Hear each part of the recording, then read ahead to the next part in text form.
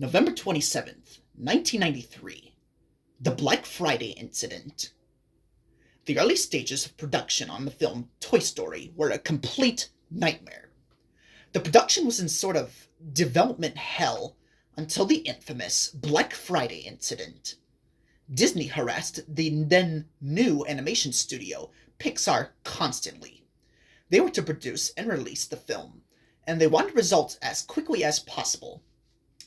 Disney tried everything to eliminate Pixar's efforts to deviate from the Disney formula, even at times threatening to shut the production down.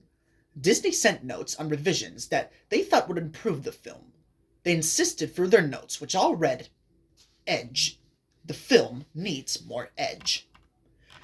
The people working on the film all the time struggled so hard to maintain all of Disney's notes and demands. Once a week, they were required to fly across the country to the Disney offices to present them with progress. Every time they were met with the same response: "Edge. The film needs more edge." Pixar revised the film so hard to meet the deadlines that it resulted in some rather interesting changes. In order to achieve edge, the film became quite a lot darker. Woody became a lightly unlikable character, much more angry and far less comedic than in the final film. Bo Peep's role in the story was far more prevalent, often flirtatious toward the male characters, and it's the first to accuse Woody of pushing Buzz out of the window. Buzz Lightyear was referred to this point in production as Lunar Larry. He is highly reminiscent of an older superhero, talking in a deeper voice, and is even more deluded and ignorant of his surroundings. The other toys were relatively unchanged save for minor aesthetic differences. Pixar employees worked literally 24/7, non-stop. Director John Lasseter joked on more than one occasion that he had the best parking space at the office because his car hasn't moved for over 3 days. Some of the writers and storyboard artists began to suffer from chromic insomnia. A few writers reported seeing visions of Buzz and Woody, taunting them on their lack of progress, chanting, "Edge. The film needs more edge." Many of the initial writers quit due to the stress it was putting on their personal lives, much to the distress of the remaining crew. By November of 1992, there were 2 of the 5 writers left, and the only one of the 3 storyboard artists. The remaining storyboard was named Ralph Thompson. He joined the Pixar team in the winter of 1987, working on short films such as Tin Toy and Knick Knack. He, at the same time, did some storyboard work for The Nightmare Before Christmas with fellow artist Joe Ranft. Joe came down with a serious illness and haven't been to work in a week. Ralph worked constantly in the fear of inevitable correction by Disney. More edge, more edge. Each presentation meant another row of sleepless nights of rewriting and redrawing the same characters in the same bedroom over and over and over. It was maddening. One morning, John Lasseter, Andrew Stanton, and other higher-ups at Pixar came into the office and told everybody what happened in their last meeting. Disney felt that things were not looking very good for the film and demanded that, in less than a week, they see the complete film and story reels, with massive revisions. There was a general groan and whining from the crew, and they went back to working. Ralph worked harder than all the others involved. Sometimes at 2 o'clock in the morning, one of the writers would walk into Ralph's office with a packet of newly written scenes, more to draw, and with more drawings meant more scratch and voice work. He had Disney's vague instructions racing through his mind. More edge, edgier, more. We want results, people, edgier. This is a business, faster, more edge, move on already. He thought to himself this exactly. The film needed an edge. It needed to be more darker, more cynical. It needed more adult humor in situations. It needed an attitude. Of course, Ralph, you goddamn retard, how can you see it sooner? Edge. All of those hundreds of hours bent over a desk, and all you needed was edge. Why didn't you even listen sooner? He gave the film an edge.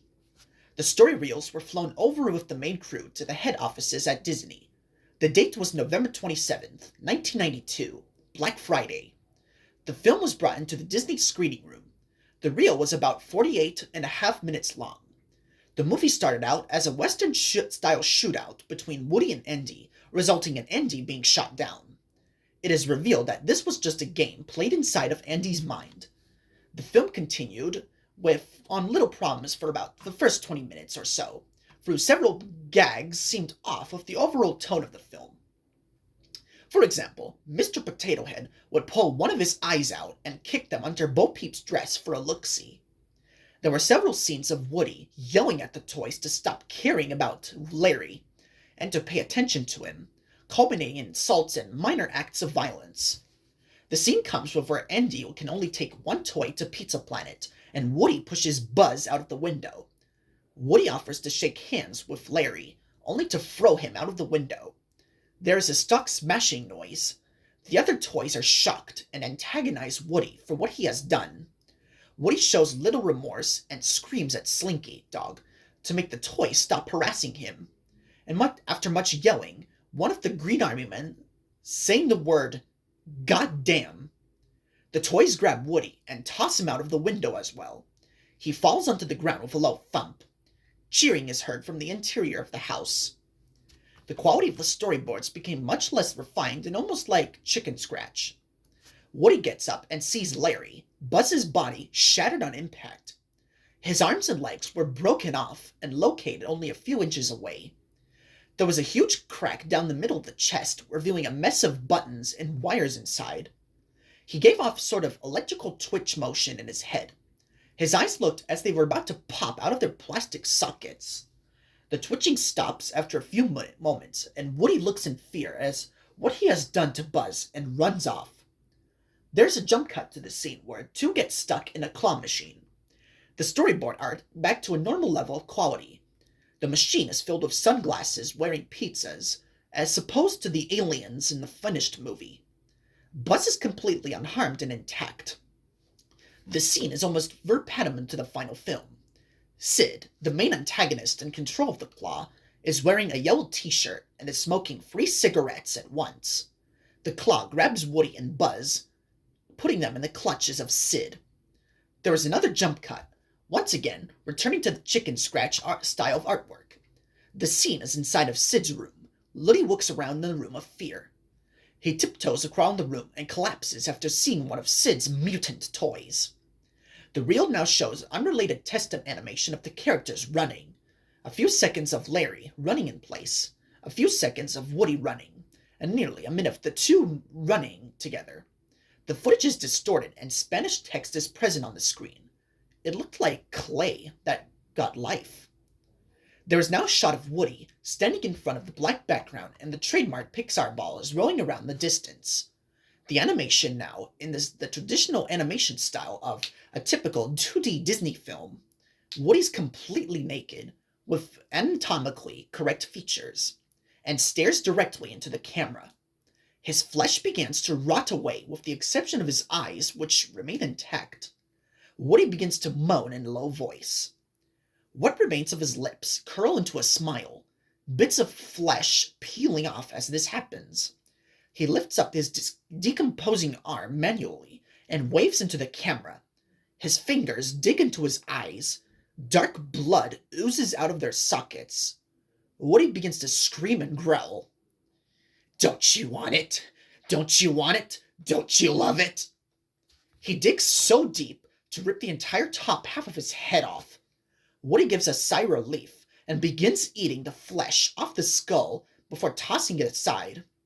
He writes the word "edge" on the screen with his rotting fingertips. The remaining 15 minutes of the reels were pencil scribbles accompanied by the shrill screams of a young woman. The word "edge" is burned into the projection screen. The screening ended in complete silence. Chairman of Disney at that time, Jeffrey Katzenberg, walked out of the screening quietly, telling his colleagues notes. They were following all the notes we're giving them. Upon returning to the Pixar offices, writer Pete Docter found the body of Ralph Thompson in an enormous pile of paper in his office. Further analysis found that the cause of death was a heart attack brought on by lack of sleep and stress. The papers were all storyboards and animation cells of the final current scene of Woody. The word "edge" scrawled on the back of each one. After the Black Friday screening, Disney was far less involved with the film. Pixar was given the freedom to make the film their way. The film went on to be a huge success both critically and financially. The Black Friday incident still remains very much a mystery.